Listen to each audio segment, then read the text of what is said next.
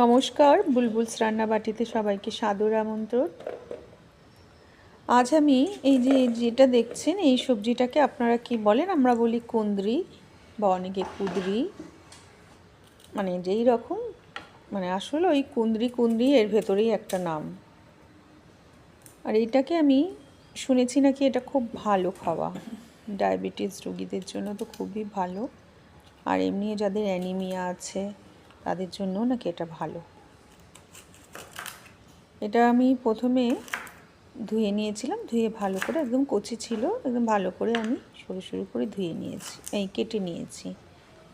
আর খুব ছোট ছিল তো, তাই এগুলো কিন্তু বড়ও পাওয়া যায়। এত ছোট যদি আপনারা না কেনেন একটু বড় কিনতে পারেন, কিন্তু ছোটোগুলো কাটতে প্রচুর প্রচুর টাইম লেগে যায়। আর বড় হলে কী হবে, তাড়াতাড়ি করে হয়ে যাবে। যদি ধৈর্য থাকে তো ছোটোগুলো কিনবেন, কারণ ছোটোগুলো খুব টেস্ট আর বেশ কচি কচিও আছে। যাই হোক, আমি বেশ এগুলোকে মানে খুব সরু করিনি, যেমন দুটোকে আমি 4 ফালি করে নিয়েছি। মোটা মোটা থাকলে 6 ফালি করবেন, আর একদম কচি তো এগুলোর কোনো অসুবিধা হবে না। আর আমি এটাকে না ভাজবো। এটাকে অনেকভাবেই রান্না করা যায়। আপনি গ্রেভি মতন করেও রান্না করতে পারেন, আর কিন্তু রুটি দিয়ে খেতে না এই ভাজাটা খুব ভালো লাগে। আর এগুলো সাধারণত আমরা রুটি দিয়েই খেয়ে থাকি, নাহলে ডালের সাথেও খেতে পারেন। এগুলো ভাজা করে ভাত, ডাল দিয়ে ভাত মেখে এগুলো মুখে দিয়ে খেতে পারেন, ভালো লাগবে, সত্যিই ভালো লাগবে। আমি খেয়েছি, আমি নিজে জানি। কেন অনেকে এরকম আছে যে আমি হয়তো অনেক সবজি পছন্দ করি না, কিন্তু আমি এটা খেয়ে দেখেছি, খুবই ভালো। আপনারা খাবেন, আর একবার কিনে সত্যি একবার বানান আপনারা। যারা খান না, খান তো সবাই আমি জানি, যারা খান না একবার কিনে বানান। কেন এরকম অনেক সবজি আছে যেগুলো হয়তো আমরা খাই না, কিন্তু আমরা আসলে টেস্টও বুঝতে চাই না যে এই সবজিটার টেস্ট কেমন হবে। একবার টেস্টটা তো করে দেখুন, দেখবেন খুবই ভালো লাগবে। এটা ভাজার জন্য আমি পেঁয়াজ, টমেটো আর একটু রসুন কুচি দেবো। আপনারা যদি রসুন না খান অবশ্য করে রসুনটাকে অ্যাভয়েড করবেন।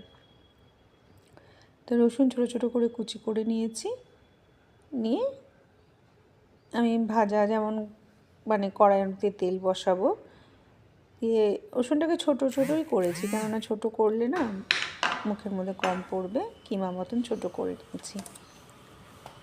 এবার আমি কড়াইতে তেল বসিয়ে, গ্যাসে কড়াই বসিয়ে ওর ভেতরে কিছুটা তেল ঢেলে নেব। খুব বেশি তেল ঢালবেন না, খুব কম ঢালবেন, কারণ তেলেই এটা হবে, জল কিন্তু আমরা দেব না। সে অনেক কিছু সবজি আছে যেগুলোতে কিন্তু, যেমন শাক বা এই ধরনের সবজিগুলো যদি আপনারা ভাজা টাজা করেন রুটি দিয়ে খাওয়ার জন্য, অনেক ধরনের সবজি আছে যেগুলো আমরা কিন্তু তেল দিই, মানে জল দিই না, তেলেই ঢাকা চাপা দিয়ে আমরা সেদ্ধ করে ফেলি। সেই সবজিটা কিন্তু খুব টেস্ট হয়। আর যদি ধরেন না তেল দেবো না, জল দিয়ে সেদ্ধ করবো, তাও করতে পারেন। যদি হতে পারে ঘরে এমন হয়তো আছে কোনো বয়স্ক লোক আছে, বাচ্চা আছে, যার জন্য আপনারা এসব করতে পারবেন না, সেজন্য জলে অল্প তেল দিয়ে জলে হালকা করে সেদ্ধ করে ভাজা ভাজা করে নেবেন। তাই আমি তেলের মধ্যে প্রথমে হিং ফোড়ন, জিরে ফোড়ন আর দিয়ে দিয়েছি কারি পাতা ফোড়ন। হিংটা দেবেন, টেস্ট ভালো লাগে। এমন অনেক খাবার আছে যেগুলোতে হিং দিলে ভালো লাগে।